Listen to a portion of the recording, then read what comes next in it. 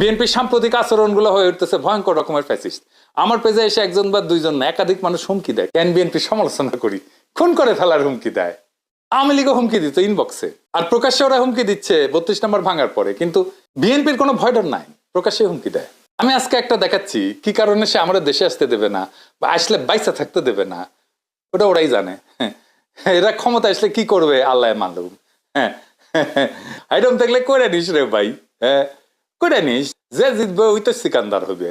হাইডম থাকলে তুই আমাকে দেখে নেবো, আমার হাইডম থাকলে তো করে দেখে নেবো। এটাই রাজনীতি। রাজনৈতিক দল তার আশেপাশে বন্ধু রাখে, যারা ঠিক দল করে না কিন্তু একটা লুজ সম্পর্ক থাকে তাদের সাথে। আওয়ামী লীগের কাছে কিন্তু মাস্টার ছিল, সেজন্য আওয়ামী লীগ এতদিন রাজত্ব করতে পারছিল। বিএনপি সবাইরে শত্রু বানায়।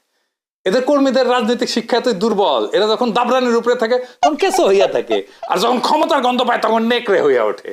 যাই হোক, এগুলো নিয়ে আলাপ করবো পরে, নির্বাচন আসুক, ক্যাম্পেইন করে দেবো, দেখাই দেবো জনগণকে কাদের ভোট দিতেছেন দেখেন। কিছুই হবে না হয়তো, কিন্তু আমি খায় না খায় কন্টেন্ট বানাবো।